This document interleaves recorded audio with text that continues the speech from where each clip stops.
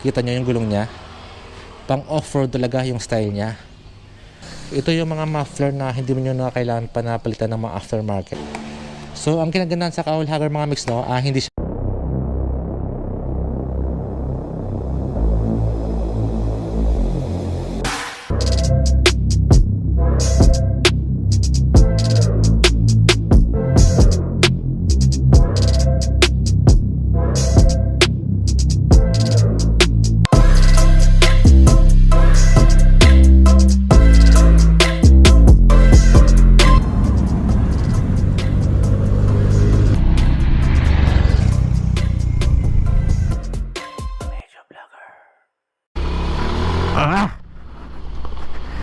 grabe yung daanan dito.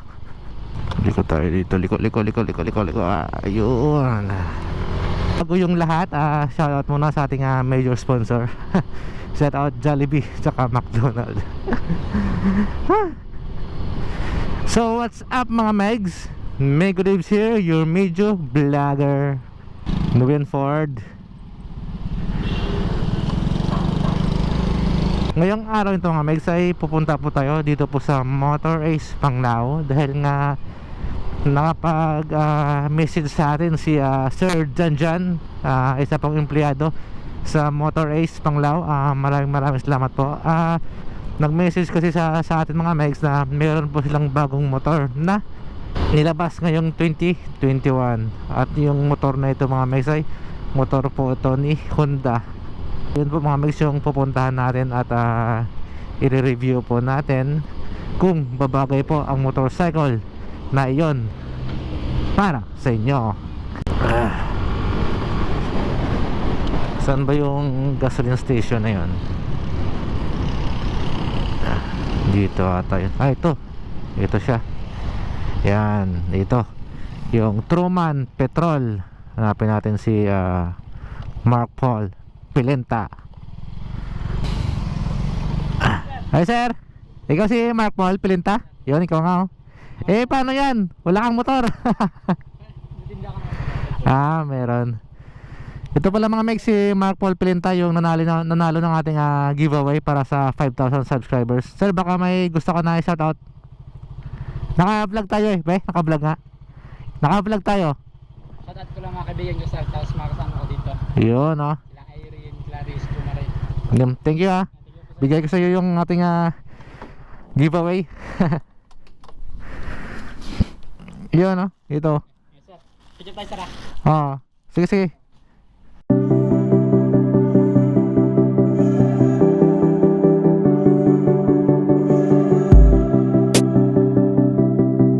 Thank you sa susunod ulit. Kapag nag 6,000 tayo, mamimigay ako ulit. Salamat Thank you. Ride safe ride safe. Ingat.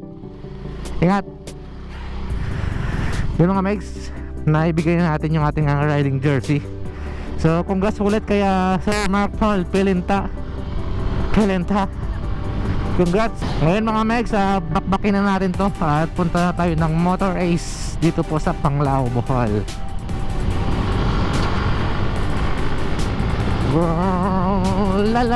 Lamok. Lamok.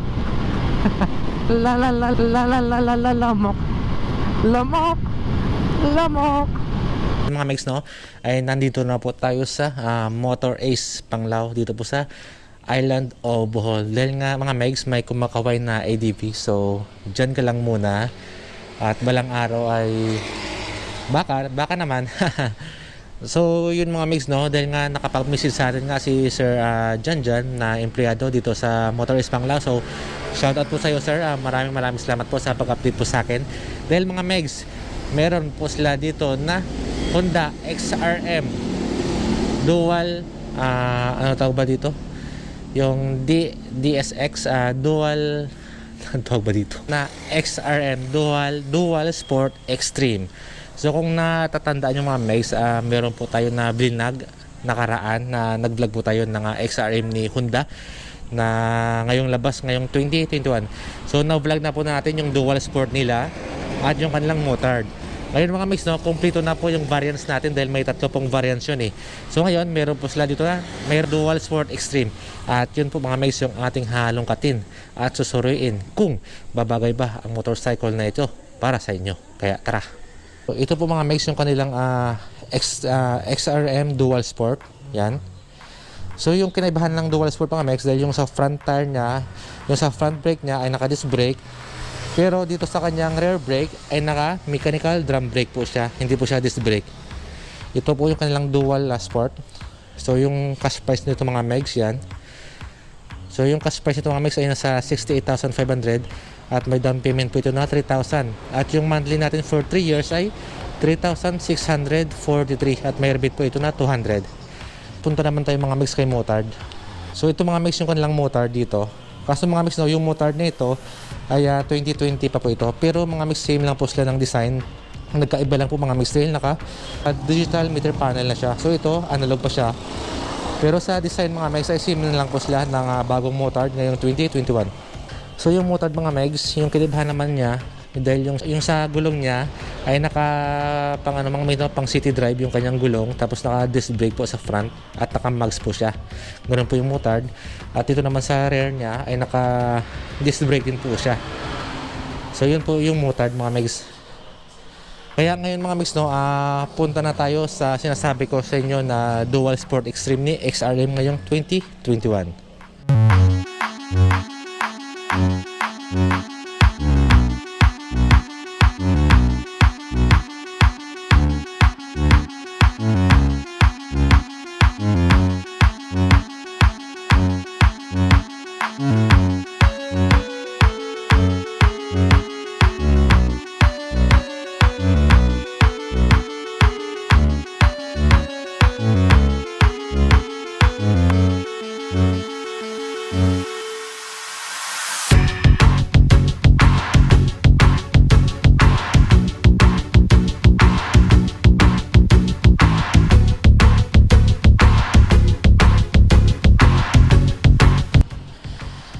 Ito po yung bagong XRM ni Honda, yung Dual Sport Extreme na pang trail talaga siya mga megs.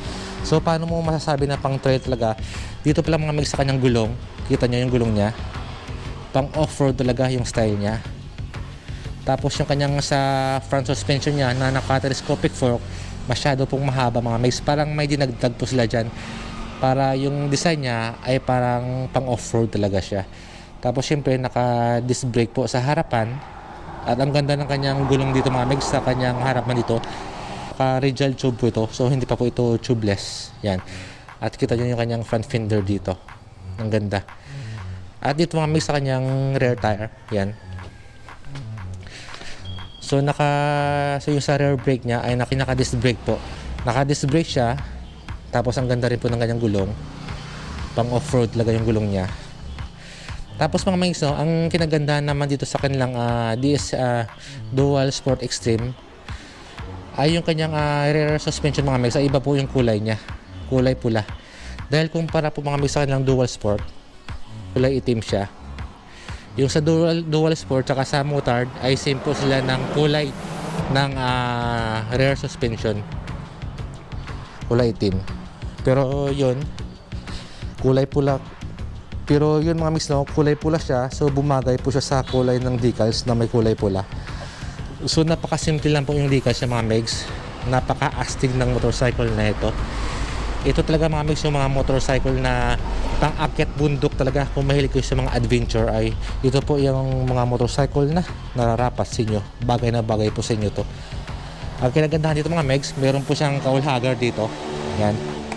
So ang kinagandahan sa cowl hugger mga mix, no, hindi siya masyadong matigas. Pero fiber siya na plastic na makapal, pero hindi siya matigas, gumagalaw siya. Ang kinagandahan dyan, kapag dinaan mo ito sa mga matataas na ham, so hindi siya madaling mag-crack kasi gumagalaw siya mga mix eh. Kaya hindi siya madaling mag-crack dito. At yung muffler niya mga megs, napakaganda ng kanyang muffler. So ito yung mga muffler na hindi mo na kailangan pa napalitan ng mga aftermarket. So yung muffler niya dito is matte black.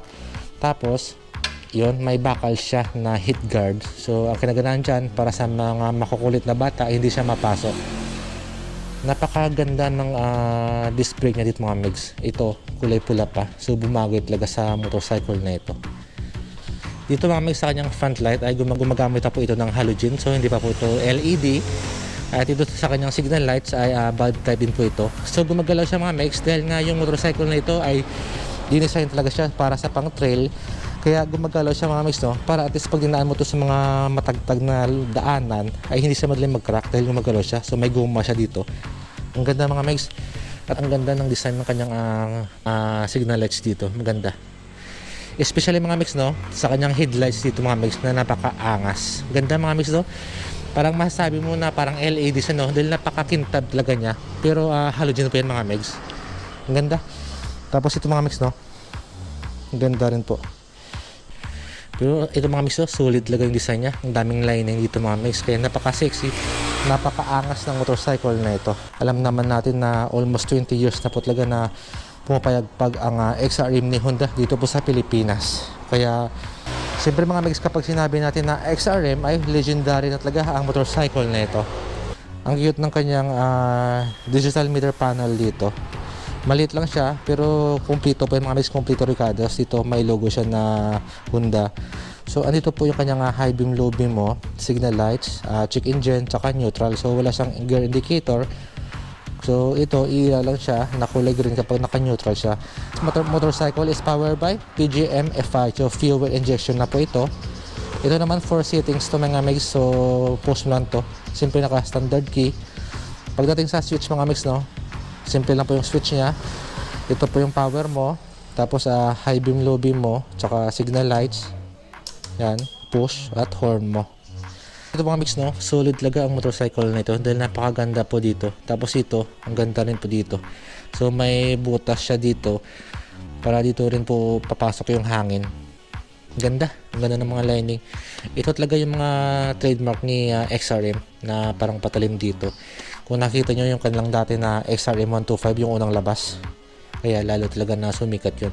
Ito, glossy black siya mga megs, na may halo siyang matte black. Kaya ito, matte black na siya dito mga megs. Dito naman sa kanyang front is glossy black siya. Ang ganda ng combination. Kita nyo naman yung decals niya, XRM 125. Dito, may nakalagay siya dito na PGM FI, fuel injection. Ang ganda rin po na kanyang makina dito mga megs, glossy black siya. At yung kick niya, so yung kick niya mga megs na wala na siyang guma. So yung kick niya is parang pang trail talaga ng mga motorcycle yung kanyang kick dito. Para sa OBR mo, yung apakan, yan. So mayroon siyang guma. Dahil alam naman natin mga megs na yung motorcycle ay may vibration talaga yan. Pero hindi naman to ganong kalala. Pero ito mga megs, may guma siya para bawas lang siya sa vibration na mararamdaman ng ating OBR para hindi iwas ngalay siya. Ang ganda po. Tsaka siyempre para sa rider natin may guma din siya. Ganda. Pagdating mga mag-isa upuan, no, yan. Yung upuan niya magaspang siya na kulay itim. So ang ganda rin po. Sakto lang po yung tigas niya at yung lambot niya. Sakto lang din po yung lapad niya. Pero sigurado na napaka-komportable din po ito ilong ride. Sa grab bar niya, so glossy black siya. Dito sa kanyang taillight mga mix, no, ay bulb type din po yan. Kita nyo ba yung taillight niya? Yan. So mahaba dito, no. Ganda. Siyempre sa kanyang rear fender, sakto lang po yung lapad niya. Pero hindi naman siya ganun kaputik kapag dinaan mo sa mga basang kalsada. Pasok tayo sa loob mga megs. Ito naman mga megs yung kanyang under seat storage. Ito yung mga upuan na hindi siya minadali. Kita nyo, ang ganda rin po dito mga tabas niya. Sakto lang po yung lalim niya. Yan. Hanggang dito siya mga megs, no. Yan, sakto lang po. Pero siyempre mga megs, mga helmet ay hindi talaga kasya dito. Like mga raincoat lang, mga mahalagang dokumento like mga marriage contract nyo or birth certificate ay swak na swak sa under seat storage. Ito naman yung kanyang gas tank dito mga megs. At nandito rin pala mga megs yung kanyang battery. Ang ganda ito mga megs, oh. Ganda tingnan dito. Matte black siya. Ganda. Ang ganda ng kanilang dual sport extreme dito. Yung kanyang side mirror, yan. So hindi mo na kailangan pa napalitan. Dahil sakto na lang naman po yung kapal niya. Hindi naman siya ganun kakapal.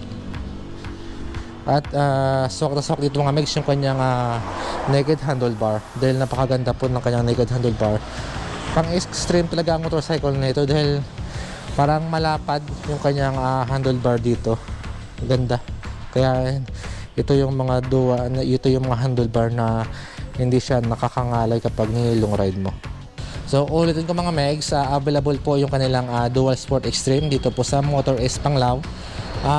Along the highway lang siya mga megs, kaya makikita nyo po yung branch nito na Motor Ace na napakalaki ng branch nito.